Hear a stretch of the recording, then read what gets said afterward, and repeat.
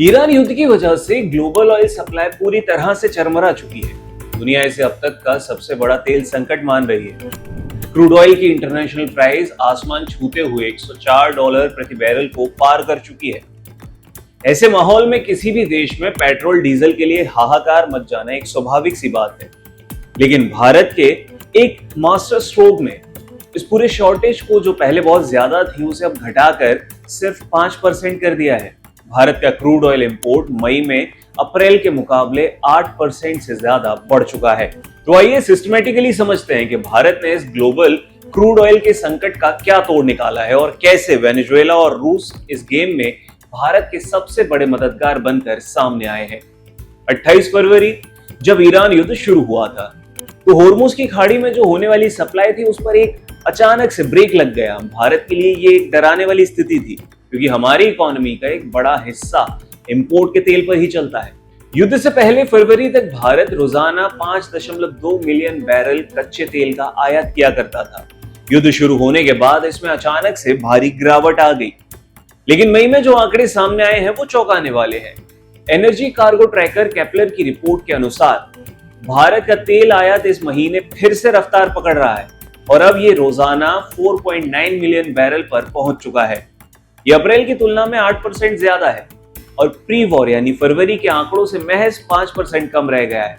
यानी भारत ने युद्ध के बीच भी अपने बैकअप प्लान से देश में पेट्रोल और डीजल की किल्लत होने का खतरा लगभग ना के बराबर कर दिया। इस पूरी कहानी का जो सबसे बड़ा ट्विस्ट है वो वेनेजुएला की एंट्री है।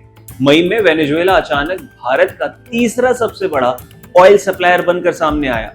इस रेस में उसने सऊदी अरब और अमेरिका जैसे दिग्गज देशों को भी पीछे छोड़ दिया। डेटा के अनुसार भारत ने मई के महीने में वेनेजुएला से रोजाना 4,17,000 बैरल कच्चा तेल खरीदा है, जबकि अप्रैल में यह आंकड़ा सिर्फ 2,83,000 बैरल था।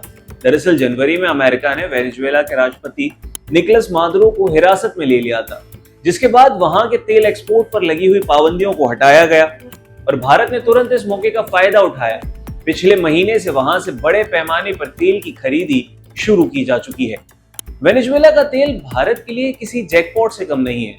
इसके पीछे दो बड़ी वजह हैं। एक तो ये बहुत सस्ता है और दूसरा ये हैवी ग्रेड का ऑयल है। और भारतीय कंपनियों के लिए वेनेजुएला के तेल में हमेशा से दिलचस्पी बनी रही है, क्योंकि इसमें मार्जिन भी अच्छा खासा मिलता है। वेनेजुएला का ये हाई सल्फर वाला हैवी ग्रेड ऑयल खासकर रिलायंस इंडस्ट्री की, जो गुजरात जामनगर स्थित दुनिया का सबसे एडवांस रिफाइनरी है, वहां के लिए पूरी तरह सूट करता है। भारत की जो दूसरी रिफाइनरीज हैं वो भी अब इस हैवी ग्रेड ऑयल को प्रोसेस करने के लिए अपनी क्षमता का इस्तेमाल कर रही हैं, जिससे महंगे मिडिल ईस्ट क्रूड ऑयल पर जो हमारी डिपेंडेंसी थी वो घट रही है। अगर मौजूदा रैंकिंग में देखें तो रूस अभी भी भारत का नंबर 1 ऑयल सप्लायर बना हुआ है। यूक्रेन युद्ध के समय से ही रूस भारत को डिस्काउंटेड रेट पर लगातार ऑयल सप्लाई कर रहा है। इस लिस्ट में दूसरे नंबर पर अब यूएई पहुंच गया है, जिसने भारत में लगातार क्रूड ऑयल की सप्लाई बनाए रखी है और उसमें मदद की है। पर आपको बता दें कि युद्ध से पहले सऊदी अरब भारत का तीसरा सबसे बड़ा ऑयल सप्लायर हुआ करता था, लेकिन मई में वहां से आयात अब आधा रह चुका है। इस महीने सऊदी अरब से रोजाना सिर्फ 3,40,000 बैरल तेल आया है, जबकि अप्रैल में ये 6,70,000 बैरल था। और जब भारत को वेनेजुएला से सस्ता तेल मिल रहा है तो भारत ने भी महंगे सऊदी के क्रूड ऑयल से दूरी बनाना ही बेहतर समझा है। वहीं दूसरी तरफ भारत ने 7 साल बाद अप्रैल में ईरान से दोबारा तेल खरीदना शुरू किया था, लेकिन अमेरिका की कड़ी नाकेबंदी की वजह से मई में ईरान से एक भी जहाज भारत नहीं आया है।